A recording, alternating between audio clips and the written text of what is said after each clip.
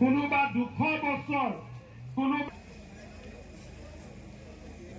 হ'ব পাৰে, কিন্তু বাগিচাৰ শ্ৰমিকসকলে আজি দুখিব।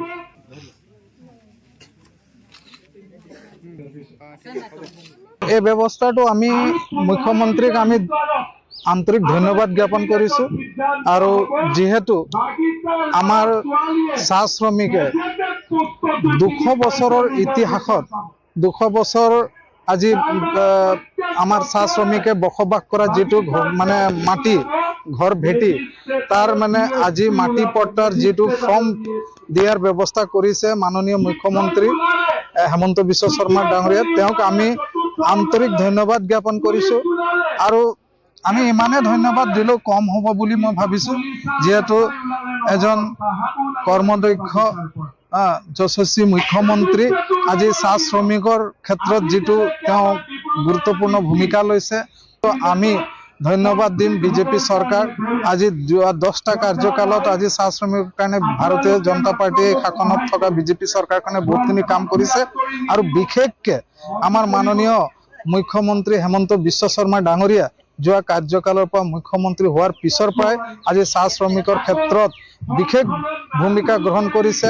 প্ৰথমতে তেওঁ আমাৰ চাহ শ্ৰমিকৰ উঠি অহা যিসকল ছাত্ৰ ছাত্ৰীক আজি চাকৰি বাকৰিৰ ক্ষেত্ৰত 3% অগ্ৰাধিকাৰ দিলে, যাৰ কাৰণে আমাৰ চাহ শ্ৰমিকৰ ল'ৰা ছোৱালী আজি চাকৰি পাবলৈ সক্ষম হৈছে। আজি যদি কওঁ, আজি যোৱা কেইদিনমানৰ আগত আমাৰ এই অঞ্চলত 30 তাৰিখে মানে চাহ শ্ৰমিকক 5,000 টকাকে এককালীন এটিকুলি দুটিপাত 200 বছৰীয়া ইতিহাসত চাহ শ্ৰমিকৰ যিটো মানে ভূমিকা, আজি যদি আমি কওঁ যে তেওঁ এইটো এটা মৰম হিচাপে চাহ শ্ৰমিকক 5,000 টকাকে এটা আঁচনিৰ জৰিয়তে এটিকুলি দুটিপাতৰ আঁচনিৰ জৰিয়তে দিলে।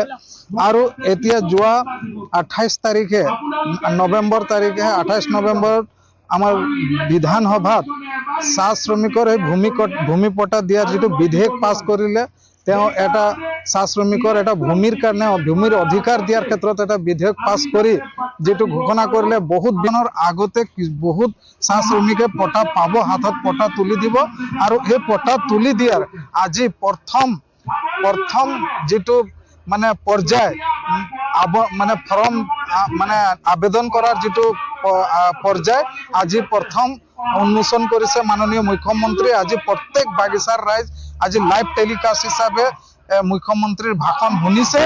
অসম চাহজনী ছাত্ৰ সন্থা খমটা শাখাৰ তৰফৰ পৰা মই মনস্থুৰী হিচাপে মই অসমৰ মাননীয় মুখ্যমন্ত্ৰীক এই মাটি পট্টা দিয়াটোক লৈ মই ধন্যবাদ জ্ঞাপন কৰিছোঁ। কিন্তু